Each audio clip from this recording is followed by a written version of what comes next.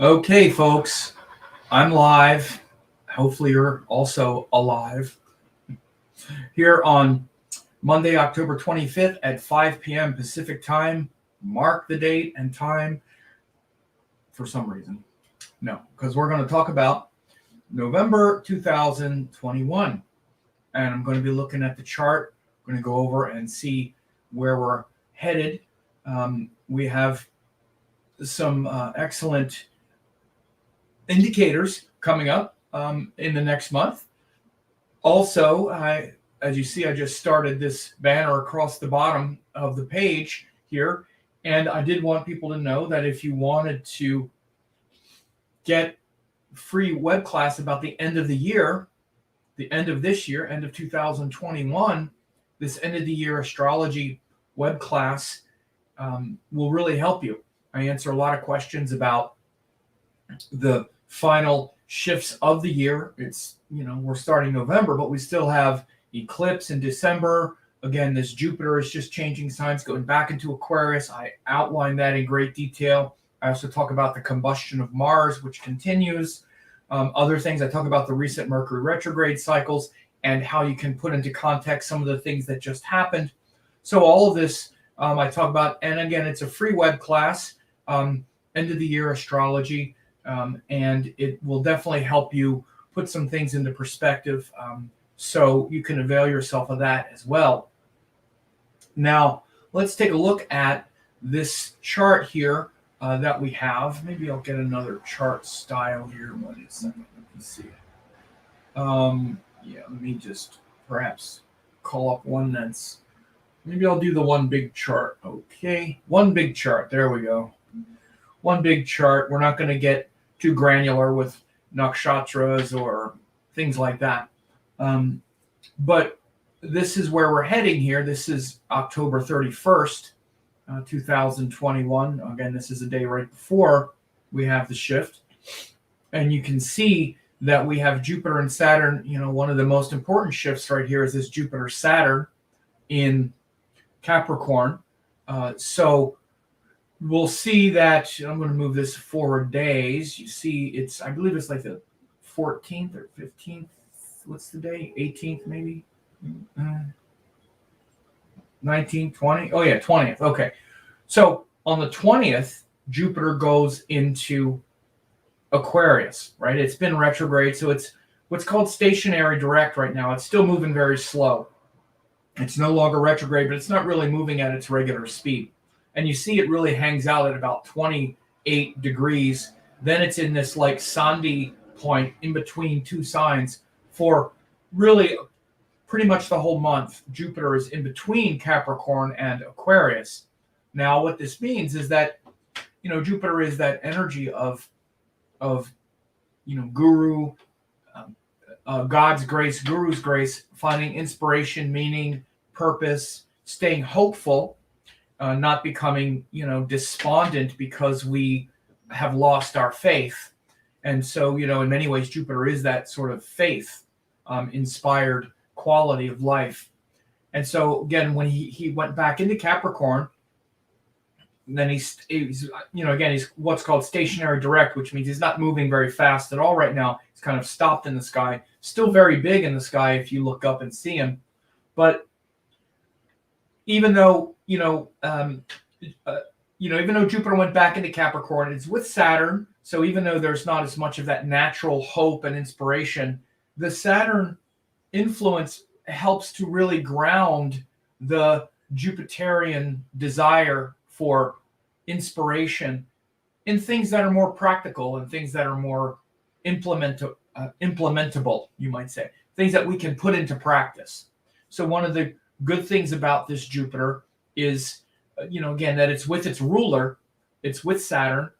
And so he's really going to support those qualities of Saturn because Jupiter is still a natural benefic. And so what you can understand through November is as Jupiter is transitioning back into Aquarius, where he's no longer in the debilitated state, he's going to be at this point where it's like 1 degree, less than 1 degree. And then even at the end of the month, as you can see, He goes in on the 20th, but even by the end of the month, he's still about 1 degree. So the real big theme of Jupiter and of our sense of purpose and inspiration and really sort of belief in things is that it's kind of wavering right now. It's wavering between the sort of cold realities of Capricorn and the forward-looking, perhaps future that things will be getting better soon of Aquarius, that we can all come together, which is another quality of Aquarius. Now, again, Jupiter went into Aquarius the first time in April of this year, April of 2021. And at that time, we felt that sense of optimism and renewed spirit kind of return. So I predict that by the end of November, to some extent, we're going to see some of that spirit of optimism and hope sort of return. And, I talked about it. This was predicted last year, even in my 2021 forecast that I did last year, that April would show a kind of return of being more inspired again as we kind of get culturally past a lot of the heaviness of COVID and all of that. That once we started having vaccines come out, at least that would start to allow us to circulate more. And then eventually we would start to see it kind of die out. He also said that this winter is not going to be as bad as we think, that we're not going to go back. This was said after Jupiter went into April, that, regardless of what anyone thinks about it or thinks, one of the things that has happened is since more people got vaccinated, the rates went down, all that stuff went down. And again, when Jupiter started to turn retrograde in the summer, it's been kind of heavy since then, feeling that kind of, there's been a lot of the rethinking of that and the conspiratorial ideas and stuff. But again, the point is as Jupiter keeps moving forward, by the end of November, I think on some level, we're going to start to realize and feel like, okay, we're starting to put some of this stress and tension and fear and worry culturally from the, especially the recent implications of COVID. We're going to start putting some of that in the rearview mirror. It's like, okay, I can trust that we're not going back to that, lockdown and the big oppressive, fears and worries that we had before when we were dealing with, the fallout of COVID and the implications that everything's going to shut down again and whatnot. That's not going to happen, and that's not going to happen over the winter either. One second. And so you should understand that all of that heaviest part of it, the heaviest part of all of the COVID fears and the stuff that really came into our life was while Jupiter was in Capricorn. It started at that time. That's when all the lockdowns started. Then as he went through Capricorn, we were dealing with all that last year, right? Up until April of this year. So again, from last like March or April until like April of this year, that's when Jupiter went into Aquarius. It's like, okay, things will start to feel lighter again. We'll be like, okay, the spring, we're out again, we're doing this. And then he's going to turn retrograde. He's going to go back in there. And now we're back dealing with the other variant and all the tension and stress around the vaccines and going back to school and all this kind of stuff going on. Again, as Jupiter moves forward, now again in November, we're going to he'll still be in Capricorn, but Saturn is there, offering the support. But by the end of November, as Jupiter is in Aquarius, I think we should be surprised by how we can sort of trust that we're not going back to that thing. Fleetwood Mac had a song, "Never Going Back Again." I don't know if you know this one. I think it's on Rumor's album. It's going in my head right now a little bit. Never going back again. So not going back at least to those measures, right? Which is good. Now, again, there are other measures, mandatory vaccines and all this stuff. Again, this is really what's happened since it was retrograde back into Capricorn. There's been all the fighting and battling about those kinds of things. Not that they're going to totally disappear, but we're going to start to see how, more sensible precautions can be agreed upon without so much drama. So that's a big part. Again, one of the things also is that Mars is still combust for much of the year, for much of the month. Now here we see, Mars is combust at 17 degrees. So here we see, even by the middle of November, Mars still has a wide combustion here. It's not as much anymore. It's like 14 degrees because you add 12 and 2 and you get 14. But for much of November, Mars is still combust, even pretty close, 12 degrees combust here, really about 11 because this is 14, about 11 degrees even by November 11th. So the combustion of Mars has been going since end of July. And so, again, we have to realize we've been through some combustible times right now, right? So we've been through some of these really combustible times. And so for much of November, especially for the first part, the planets are going to be first in Libra here, which includes Sun, Mercury, Mars. As you see, all in Libra.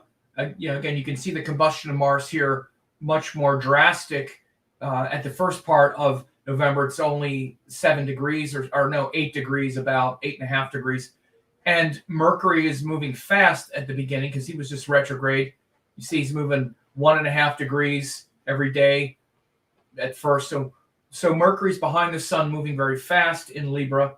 Mars and Sun are also there. So again, of course, this is a debilitated Sun with combust Mars also in Libra.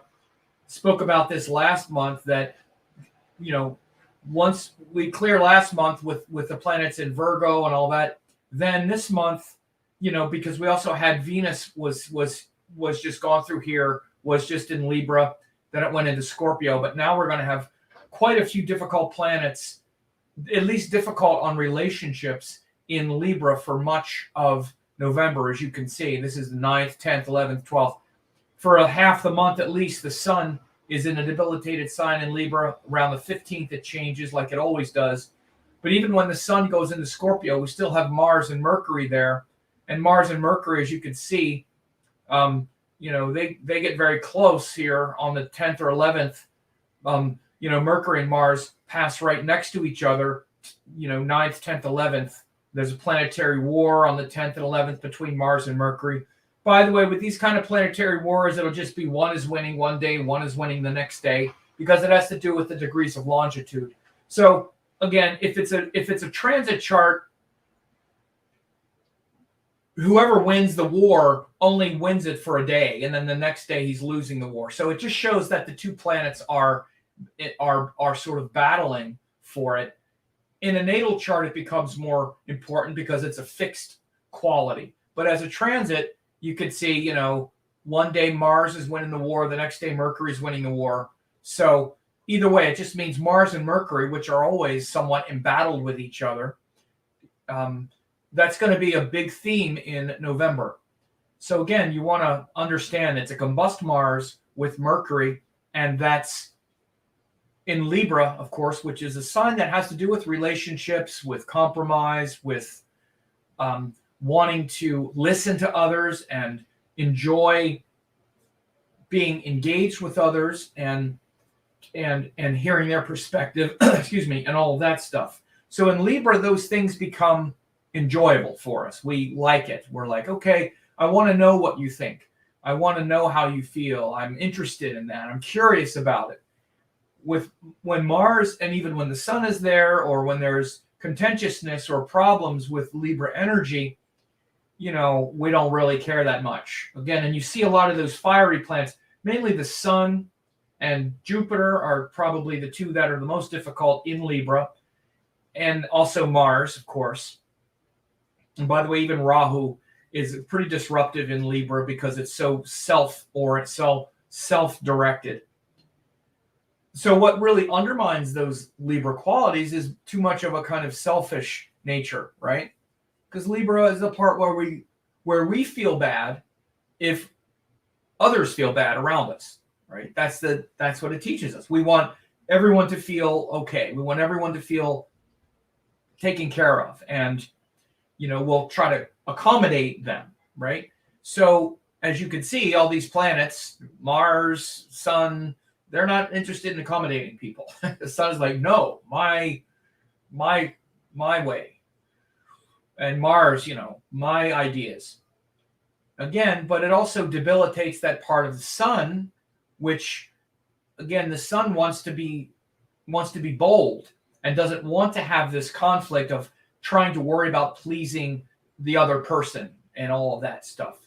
The Sun part of you that wants to be aligned with your purpose and the clear vision that doesn't waver.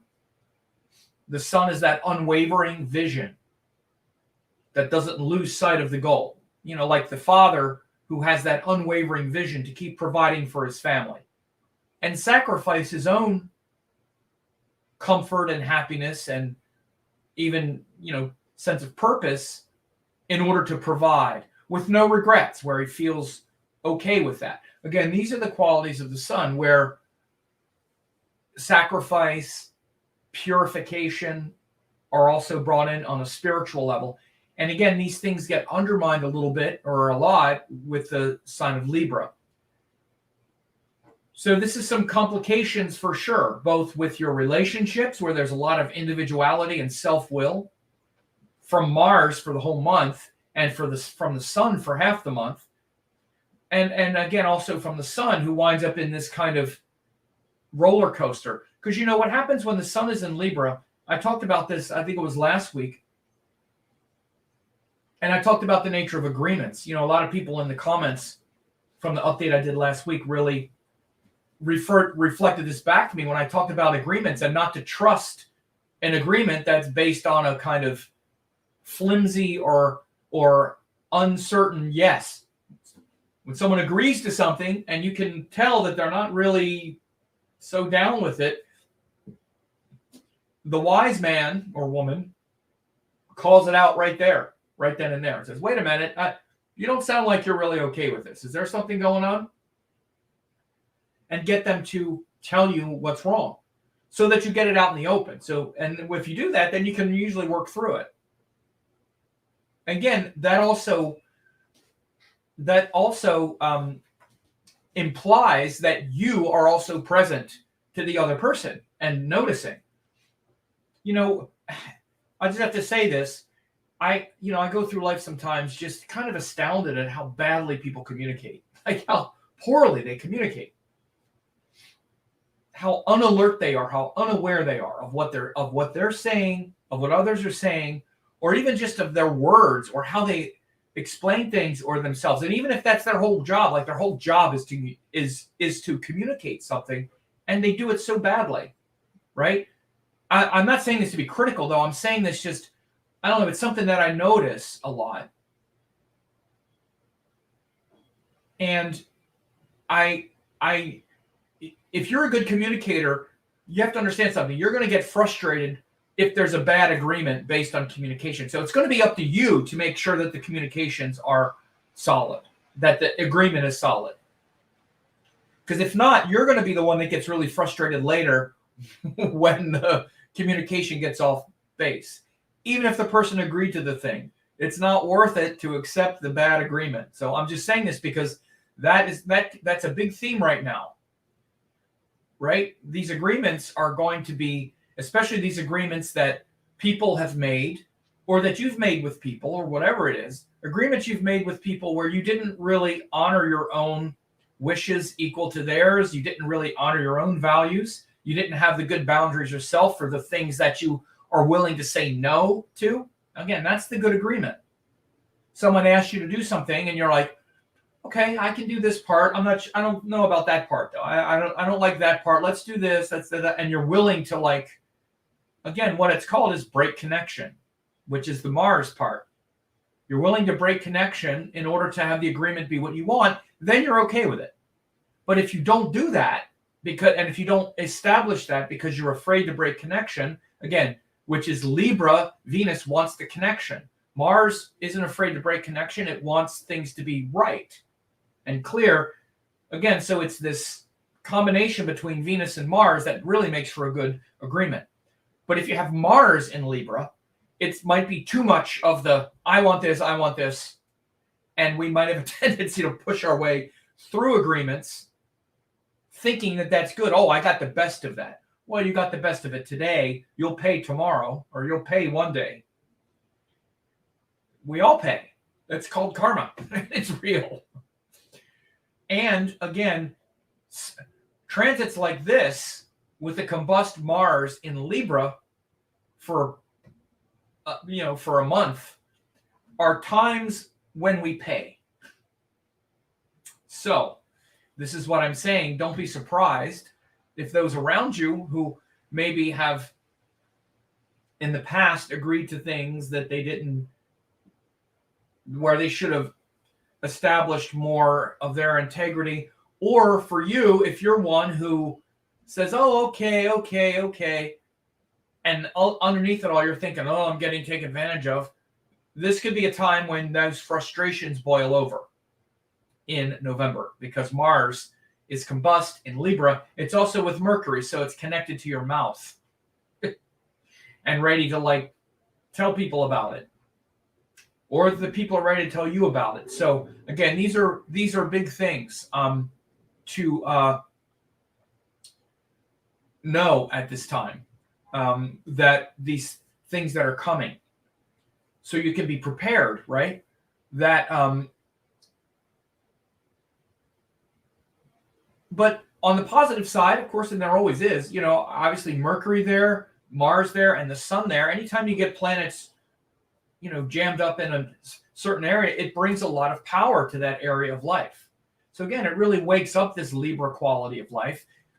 In the midst of all of that stuff is really a time for you to, again, not just maybe deal with romantic relationships, but other things that have to do with Libra energy, which is higher types of creativity. Libra is also very much about social activities and worldly things, and again, higher creative projects if you're an artist, or even things to do with your work and with other people in groups and whatnot, things that are less intimate.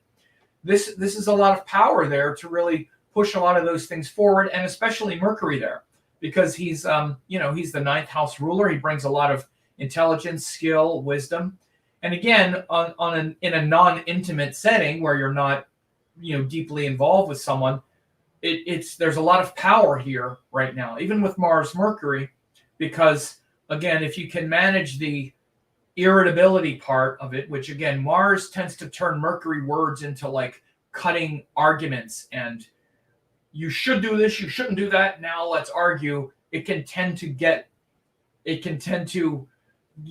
the way of Mercury, who wants to just get to the truth with all those strong opinions, right? So you got to be careful of all those opinions.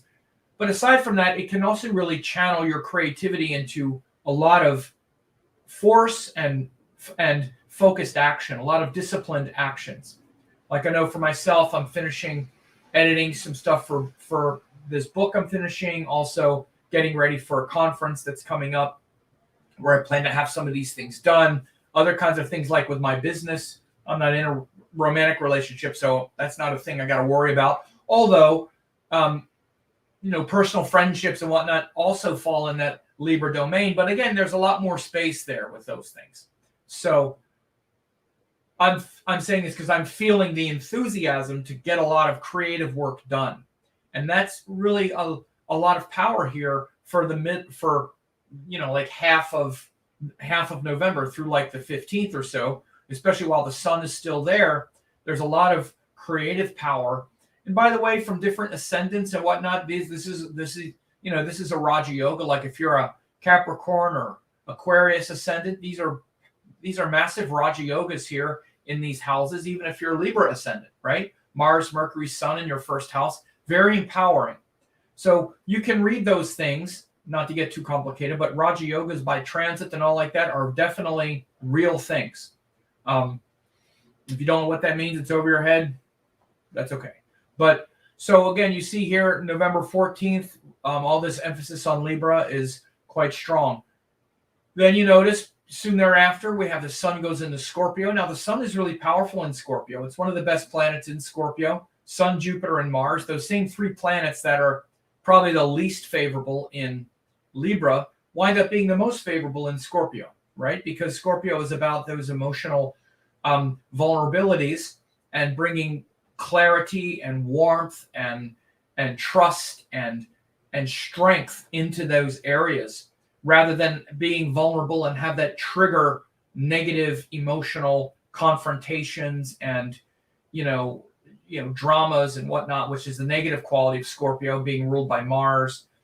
Again, the sun going there in the middle of November, quite powerful to then start to illuminate some really healthy, positive transformation that we may have even been feeling from the previous few weeks as the sun went through Libra. We can get to some deeper healing and deeper devotion as the planets go through Scorpio. Again, and then in a few days later, Mercury will be in there by the 21st. So again, from like the 16th and then the 21st. So by the 20th, 21st of, this is 5 a.m. of November, we have Sun and Mercury. They're both in Scorpio. Mercury in Scorpio is often good for creative things where we take that penetrating and probing quality of Scorpio and do something creative with it. When people have Mercury in Scorpio, they're often good writers. They often have a deep interest in Scorpio matters, like learning about the occult and deeper, cosmic metaphysical practices. In the natal chart, it's also a little bit tricky because it's so, it's not really very friendly sign for Mercury in general. But as a transit, well, I should just finish the thought. The Mercury in Scorpio, again, one of the things, because Scorpio is so much about a lot of hidden agendas, Mercury in Scorpio can turn that Mercury energy into something that's focused on things that are like, suspicion and jealousy and, I'm going to, now use my powers of discrimination to go find how everything is bad and wrong and everybody's out to get me. I'm like some kind of the suspicious, the vulnerable quality of Scorpio. Mercury can kind of, he's very skilled. So he's skilled at whatever he's doing. So if he's there, he's skilled at doing that. But again, in a higher, more evolved sense, Mercury in Scorpio is also skilled at, rather than taking that unevolved path, to take the evolved path and say, oh, here's all these things I don't understand or that make me feel vulnerable. Let me learn about them and be more flexible and curious and creative about it and be elevated through it. And again, you'll see the presence of the sun here will bring much more of that possibility. What I've seen, again, this is a natal chart experiment as well. When I've seen Sun Mercury in Scorpio, it's much more, sometimes you'll get Mercury there in Scorpio and then the sun like in Libra, and where it's debilitated or something like that. Then the Mercury is a little less supported, right? Then the sun is already nervous as well and feeling vulnerable, feeling like uncertain. And then Mercury is in Scorpio where it's like vulnerable and the mind can get kind of off. But here in this way, with Mercury in Scorpio, it's there the whole time that the sun is also there. So the sun is like buttressing that. The sun isn't, one of the things with the sun is that we can naturally feel, it's not humble. It's like, again, it's not really insecure because it's not emotional, but we feel like unworthy or like we feel less than. We feel like we're not as powerful or not as strong as the other person. This is how the sun in Libra can also come about. So it can kind of, again, it's when it's in Scorpio, though, it's not like that because Scorpio is about strengthening emotional vulnerability and noticing that there's a sensitive spot. But again, it's ruled by Mars, so it's quite individual. It's our own like emotional environment, right? And again, the things that where the sun also really supports Scorpio is a fixed sign, right? It's that watery that's kind of fixed. And it borders on the kind of emotional, sort of like obsession a little bit, where we can get stuck on something emotionally. Again, where we get even stuck in our emotions, like even like stuck on sort of toxic emotions, right? And we have a hard time moving it. But again, the sun comes in. The sun is also a very fixed, it's not a stuck energy, but it's a solid energy. The sun is the most solid thing in the chart, right? Even as the ruler of Leo, the sun is very solid. Again, by the way, you look at Mercury. Mercury is like, Mercury is all over the place. Also, the moon, very unsolid. But again, the sun is very solid. Even Jupiter, very inspirational, big. Jupiter stuff doesn't change very quickly. Mars, even in his own way, we're very solid in our convictions, very solid in our, it should be this way and it shouldn't be that way. Those things are very deep in our opinions, right? That's why Mars is really about those things, that kind of black and white way of seeing things, right? So all of those fiery planets bring that warmth to Scorpio, and especially the sun in that it's very solid. And Scorpio is where we can get stuck on things that aren't so easy to move.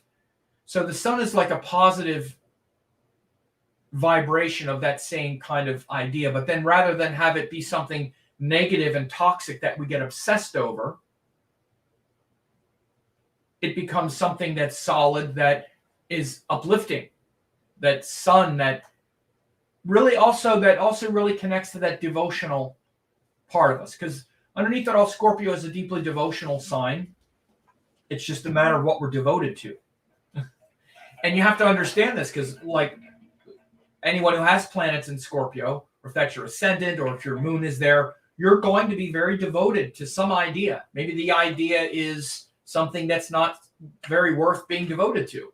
The world sucks. It's terrible. Everybody's out to get me. Or there's this beautiful thing, and even though life is hard and emotionally stressful at times, it's all beautiful. Something's like, what are you devoted to? That's the most important thing with Scorpio.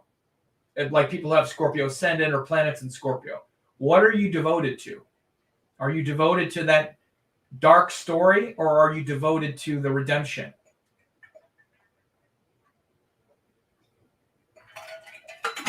So it's all about the teachings and the guru there. And again, that's why I said Jupiter, Sun are quite powerful. So again, you see this shift in the middle of the month. Now, Mars winds up being in Libra for the whole month.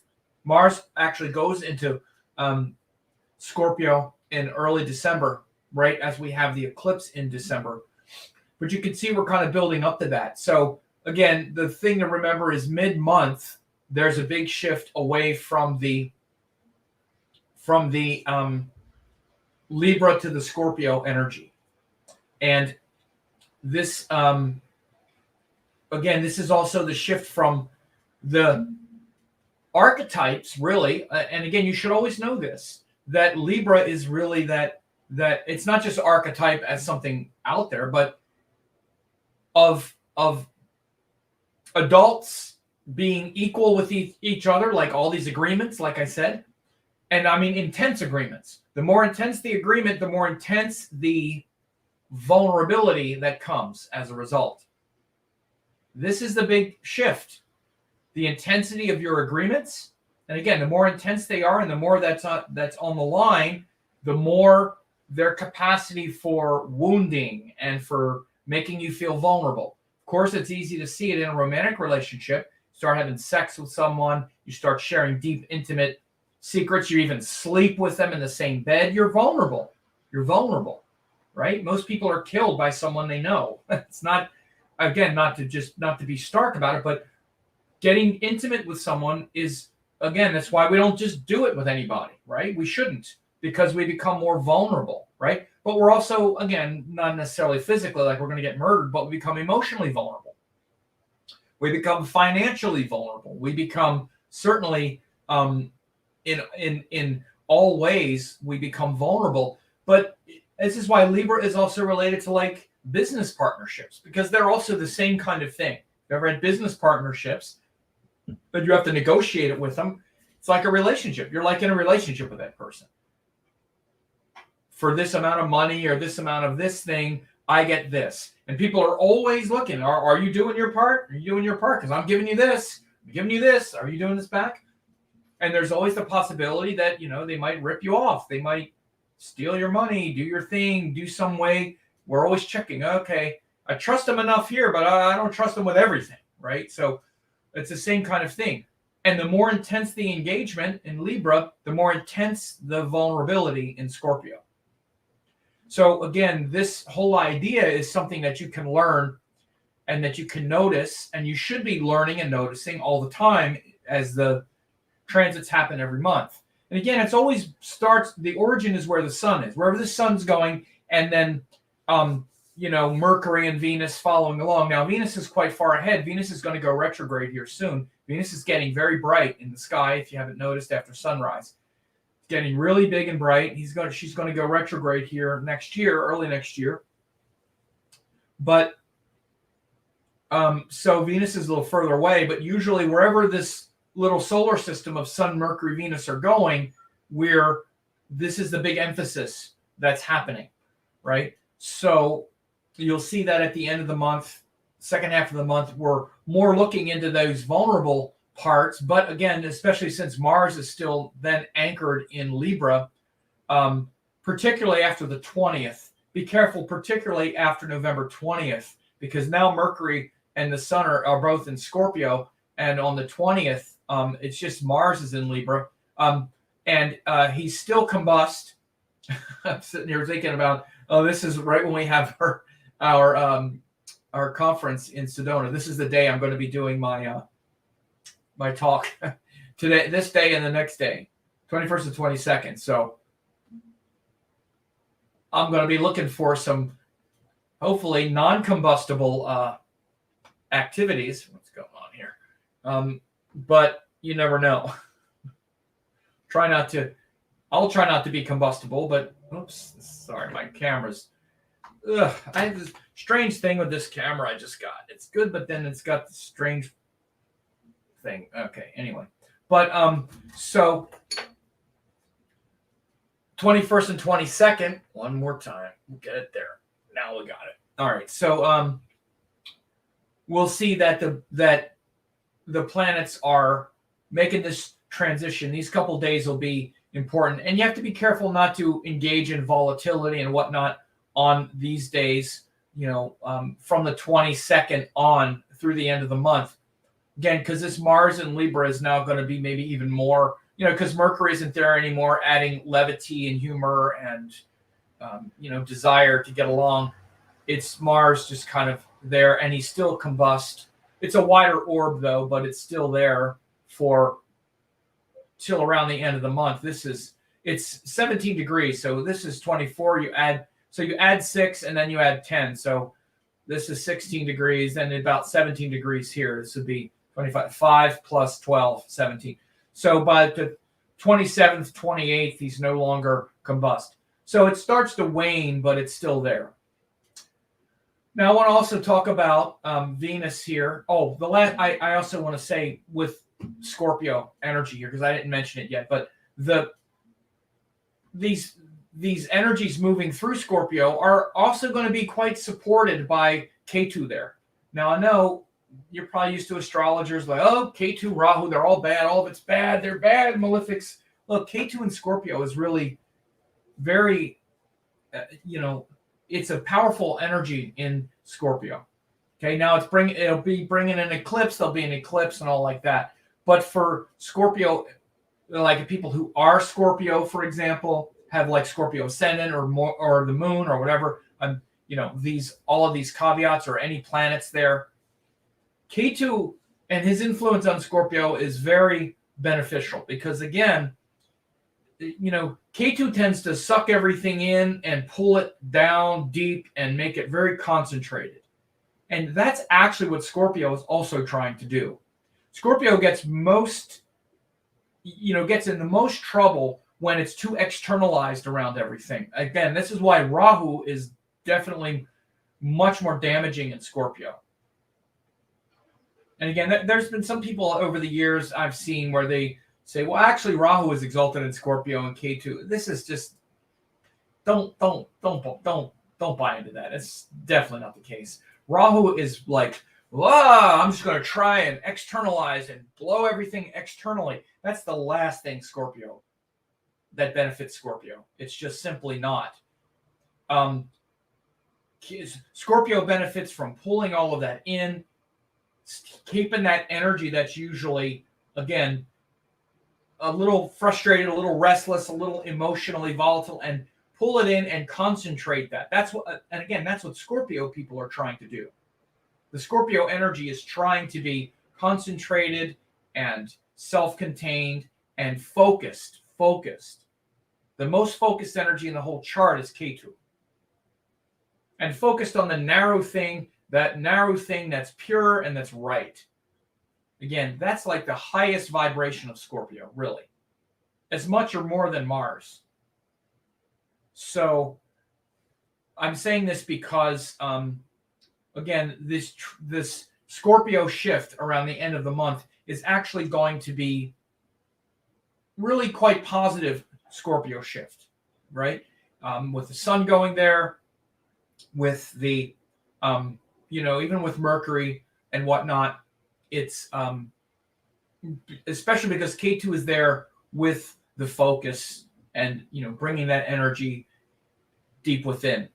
So to talk about Venus is, Venus has also been in Sagittarius, and it'll be in Sagittarius for the month. You can see it's slowing down.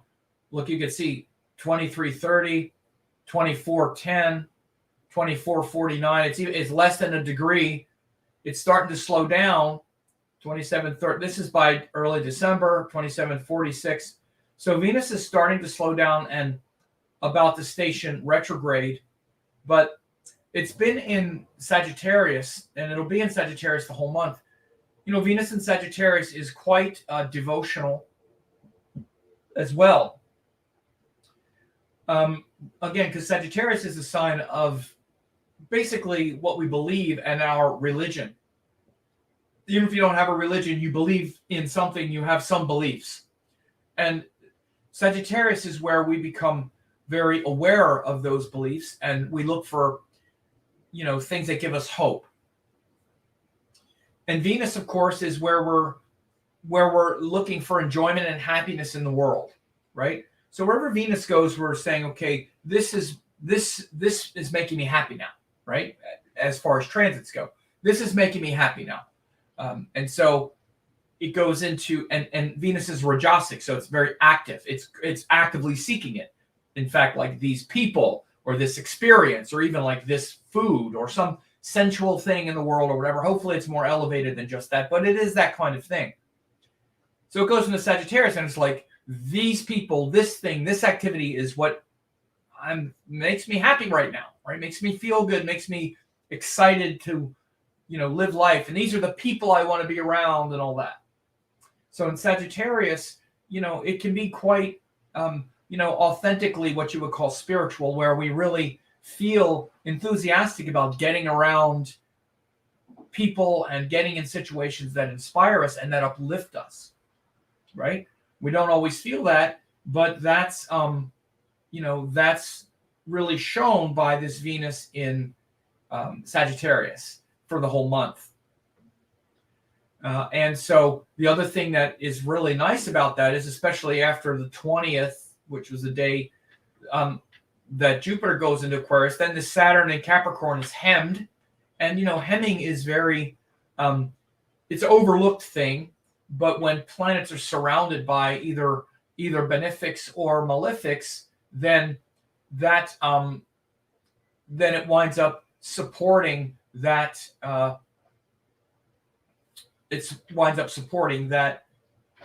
energy, whatever it is. So we see that after the 20th of November, and through Jupiter's in Aquarius from the 20th of November through April of next year, into April of next year. But we see that after the 20th, Saturn will be hemmed between Jupiter and Venus, which actually brings a lot of comfort to some of those Capricorn areas of life. So if you're a Capricorn person, or if you have the moon in Capricorn, or something where that Saturn feels like it's really been bearing down on you, you'll feel it'll be surrounded by graceful energy. That's really how the hemming works. The sign before it has Venus, the sign after it has Jupiter. So the intensity of that Saturn is surrounded and in an environment where there's more grace flowing. So we'll leave it at that. So a lot of interesting things coming. And I hope this overview was good. I see there's been some comments that have flowed. I kind of check with them and whatnot. Someone did ask, and I'll answer the question because some people might have a, why do I never go into Ophiuchus? Okay, so Ophiuchus is one of the constellations along the ecliptic at the edge of the Scorpio Rashi. It's because Ophiuchus is not one of the it's not one of the zodiac signs. Okay, zodiac signs are not necessarily constellations, particularly in the Indian system, because the Indian system is a nakshatra-based system, and astrology is not the zodiac signs. The zodiac is not star groups because they're all different sizes, and those figurines were developed completely independent of this. So 12 secular portions of the sky go all the way back to the Babylonians. And again, there are you make a point of Ophiuchus, there are many other constellations that touch the ecliptic that also aren't talked about, especially like Pegasus and Aquarius and whatnot. So I know that's one that's been talked about. And by the way, people can do it if they want. And Jane, if this is you saying that I'm lazy, I'm not really sure, but I'm not lazy. I assure you, I have researched this. I don't know who you're talking about, but I'm certainly not lazy. I've researched this quite a bit. I know the sky very well. And I'm explaining you the reason why, because 12 zodiac signs are different than constellations along the ecliptic. Okay. So that's the reason. All right. So you did ask someone who does happen to know the answer.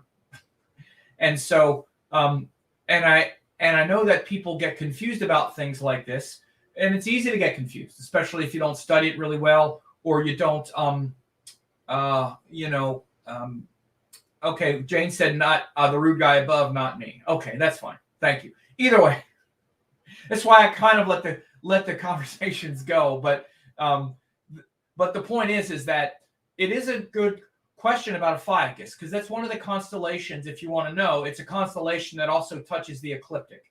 Do you want to understand, if you're doing astrology, especially with the zodiac signs never have been constellations. The constellations, the figurines, oh, it's this shape, all of those things were just developed as like a mnemonic. Say, well, what about the fact that this constellation is bigger than this one? Virgo goes all the way across here. Look, these are just mnemonics. These are just mnemonic devices that are used. Okay, because again, of course, you can draw those figurines to mean anything. They don't exist like that. You could draw the horns of Taurus into something else or this or that. They're just mnemonic devices to delineate these sections of the sky. And there were 12 30-degree portions of the sky. The reason there were 12 30-degree portions of the sky is because we have 12 soli lunar cycles in 1 year. The ancient people were first just measuring the year, which is the Earth going around the sun, and the 4 cardinal points, the 2 solstices and the 2 equinoxes. Because the Earth going around the sun creates that. 4 cardinal points and 1 year, right? But then they also started noticing the moon and the lunar phases. And they're like, there are 12 of those in one of these revolutions. So there are 12 lunar cycles, 12 lunations in 1 year, right? 12 lunar cycles in 1 year. Lunation cycles, which is from new moon to new moon, okay? 12 of those each year, right? A month is 30 days. And again, that month, that 30-day cycle is from new moon to new moon, like I just said. Someone said not 13 moons. No, there are not 13 moons. There are 13 lunar orbits, which is different than lunation cycles. Okay? So the moon goes around the Earth 13 times, but it separates from the sun in its synodic phases, which is new moon to new moon, 12 times. That's why there are 12 months. There are 12 zodiac signs. The 12 was to measure the lunation cycles, the soli lunar cycles. Okay, that's why there are 12, and those 12 again, it turned into 12 calendar months with the calendar, but again, the calendar is not the zodiac. 12 calendar months when we're measuring the year, and 12 zodiac portions as we're measuring objects moving through the sky, right? So they're different things. The zodiac is where we're locating objects in the sky, and the calendar, with the months and the seasons and all that, is our life on Earth. So they're two different things, right? So again, you want to understand that, again, it's not to be critical, but there's a lot of people that don't really understand the history, the origin of these things either, and you start pulling information from places, and it's wrong. Again, it sounds like, well, why aren't they doing Ophiuchus? Well, why aren't they doing the 3 or 4 other constellations that also hit the ecliptic? And yes, Ophiuchus is one of the main ones, but again, there are other ones as well. The reason is because the zodiac is not constellations. It's not even stars. It's space. It's portions of space that measure the 12 lunations each year. So that's the fundamental basis of the zodiac and of the 12 months of the calendar. Again, why 12? Where does 12 come from?